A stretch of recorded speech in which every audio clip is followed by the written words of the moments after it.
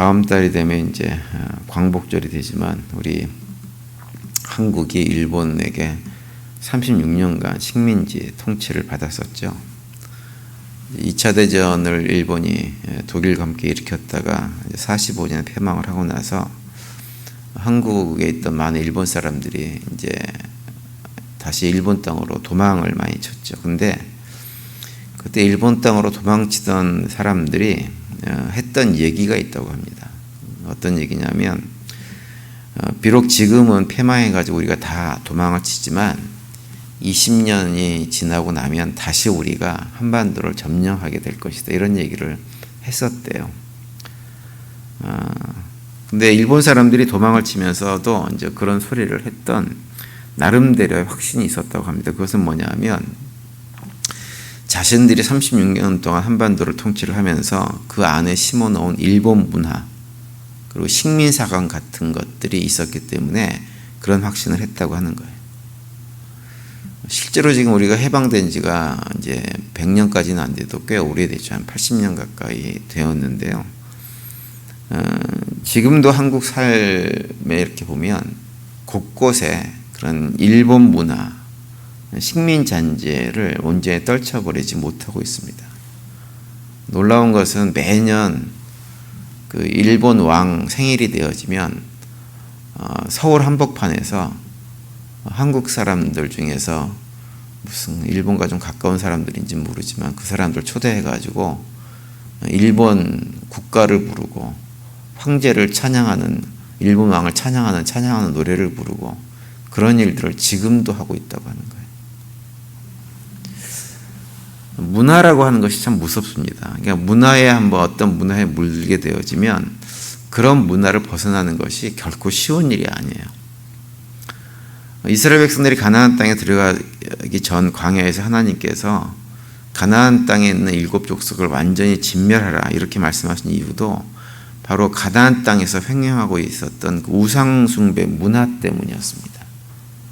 그런데 안타깝게도 이스라엘 백성들이 가나안 땅에 들어간 이후에 그 하나님의 하신 말씀을 귀담아 듣지 않고 결국은 어떻게 됐냐면 가나안 땅에 있는 그 우상 숭배하는 문화에 완전히 동화가 되어버렸죠.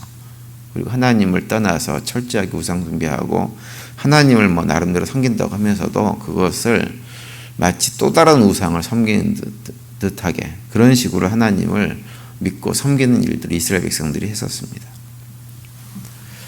그래서 하나님이 결국은 이스라엘 백성들을 이렇게 멸망시키기로 작정을 하셨고 예레미야가 사역을 시작할 때에는 이미 북왕국은 멸망한 상태였습니다. 그리고 남왕국도 멸망하기로 하나님이 작정을 하시고 바벨론 포로로 잡혀가는 모든 계획을 세우신 이후였죠. 오늘 본문에 보면 하나님께서 남왕국 유다도 멸망시키기로 작정했다고 하는 것을 예레미야에게 다시 이렇게 보여줍니다. 보여주면서 예레미야로 하여금 남왕국 유다가 결국은 하나님의 심판을 받고 멸망하게 될 것임을 선포하게 하죠.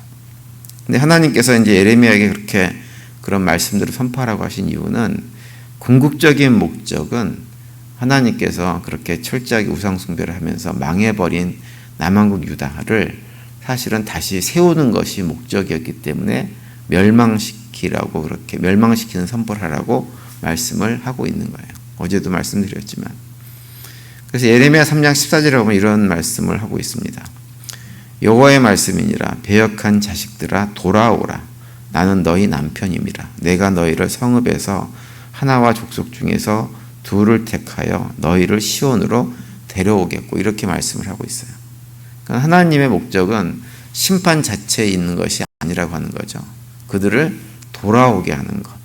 시온에다가 예루살렘에다가 그 백성들을 다시 세우는 것이 궁극적인 목적이라고 말씀을 하고 있습니다.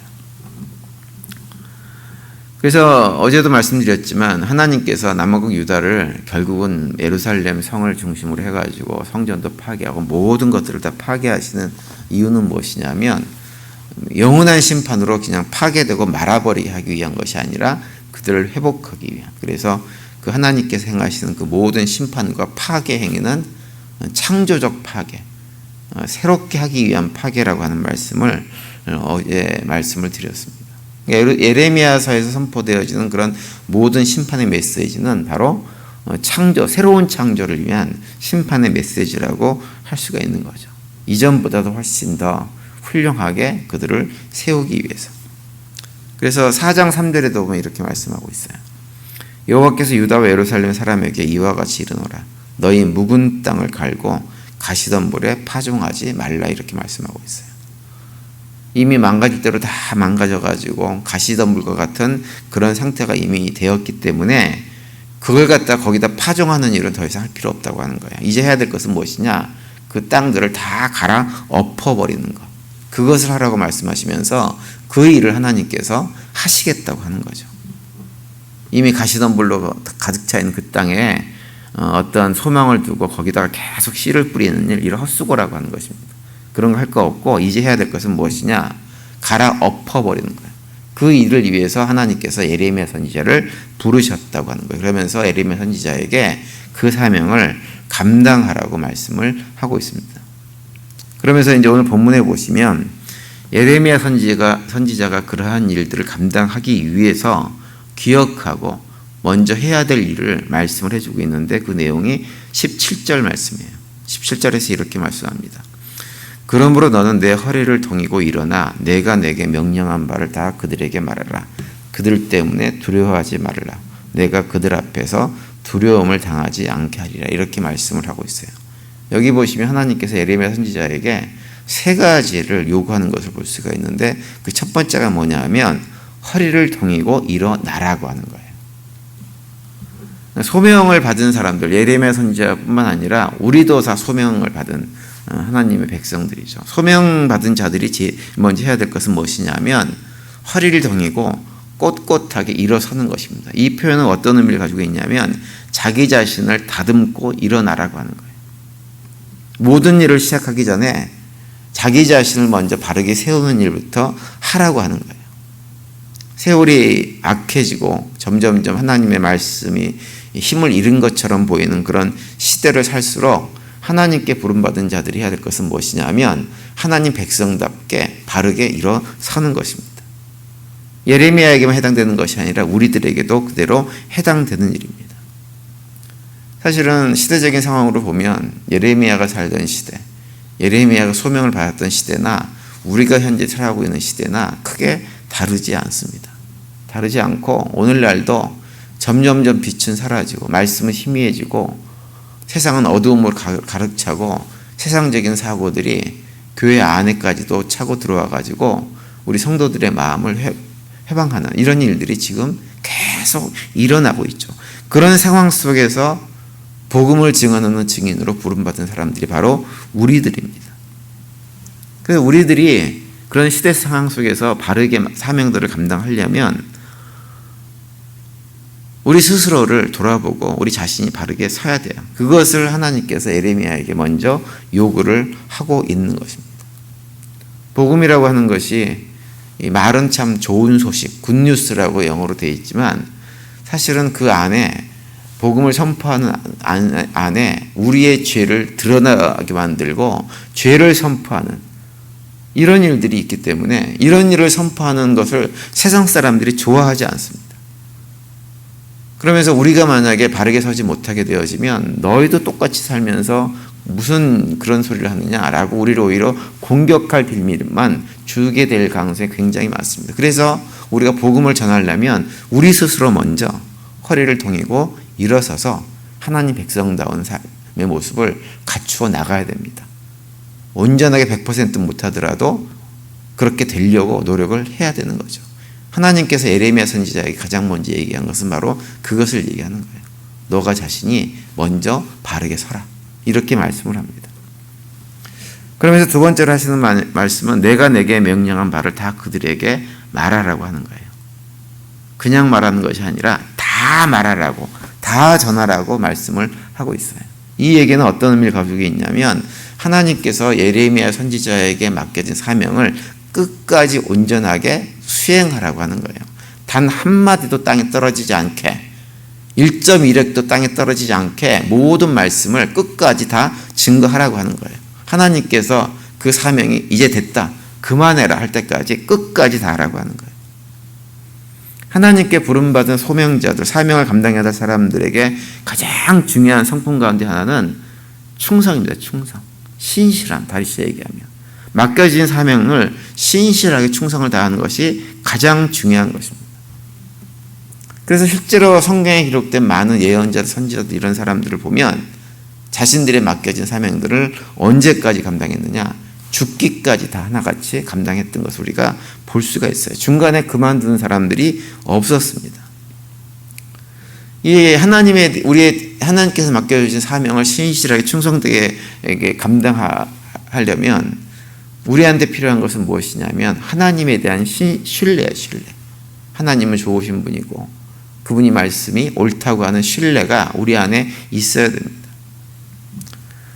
사실 하나님께서 맡겨준 사명을 감당하다 보면 사역이 힘들기 때문에 중간에 포기하고 도망치고 싶어하는 경우가 굉장히 많이 있어요. 제가 우리 대회에 와가지고 젊은 목사님들을 좀 만나보니까 젊어서 그런지 모르지만 사역이 힘들어가지고 도망치고 싶어하는 목사님들이 꽤 계세요. 너무 교회가 힘들대요. 힘듭니다. 목회자들만 힘든 것이 아니라 성도들도 사실은 굉장히 힘이 듭니다. 그럴 때 하나님께서 우리에게 원하시는 건 뭐냐면 좋으신 하나님을 신뢰하라고 하는 거예요. 신뢰가 있으면 버틸 수 있습니다. 좋으신 하나님에 대한 신뢰가 있으면 견딜 수가 있는 거예요. 하나님께서 그래서 예레미야 선지자에게 사명을 맡기면서도 그것이 어렵다는 것을 다 알기 때문에 끝까지 견디고 나를 기억하고 신뢰하면서 그 사명을 감당하라고 모든 말씀을 다 증거하라고 말씀을 하고 있는 것입니다. 그리고 마지막 세 번째로 하시는 말씀은 뭐냐면 그들 때문에 두려워하지 말라고 하는 거예요. 세상 사람들 때문에 두려워하지 말라고 하는 거예요. 아무리 그들이 비난하고 욕하고 힘들게 하고 어렵게 해도 그들 때문에 두려워하지 말라라고 하는 거예요. 담대하라고 하는 거죠. 우리도 마찬가지입니다. 믿음의 길을 걸어갈 때 세상 가운데서 복음을 증거하는 일 담대하게 해야 됩니다. 쉽지 않은 일이기 때문에 더욱더 담대하고 하나님을 바라보고 신뢰하는 가운데 담대함을 가질 때 복음을 증언하는 증인의 삶을 살아갈 수가 있게 됩니다. 우리가 걸어가는 길은 좁은 길이에요. 넓은 길이 아닙니다. 많은 사람들이 박수 쳐주는 길이 결코 아닙니다. 그래서 우리에게 필요한 것은 담대함이 필요한 거예요. 힘겹고 어렵지만 그 담대함을 가지고 그 사명을 감당하라고 하나님께서 예레미야에게 말씀하고 있고 그 말씀은 곧 우리들에게도 지금 말씀을 하고 있는 것입니다. 따라서 오늘 새벽에 나오신 우리 모두 하나님께서 예레미야에게 하신 말씀을 잘 기억하시면서 허리에 띠를 띠고 일어나서 먼저 우리 자신을 바르게 세우고 그 가운데 하나님을 믿고 신뢰하는 가운데 맡겨진 사명들을 끝까지 감당해내는 우리 모두가 될 수 있게 되기를 간절히 바랍니다. 특별히 하나님 바라보시면서 두려움 없이 담대하게 그 사명을 잘 감당하셔가지고 나중에 우리가 주님 앞에 섰을 때 잘했다 칭찬받는 하나님의 종으로서의 삶을 살아내는 우리 모두가 되시기를 간절히 바랍니다. 오늘도 그런 고백 가운데 또 믿음으로 승리하시고 주님께 주시는 평강이 넘치는 복된 하루가 되시기를 간절히 축원드립니다.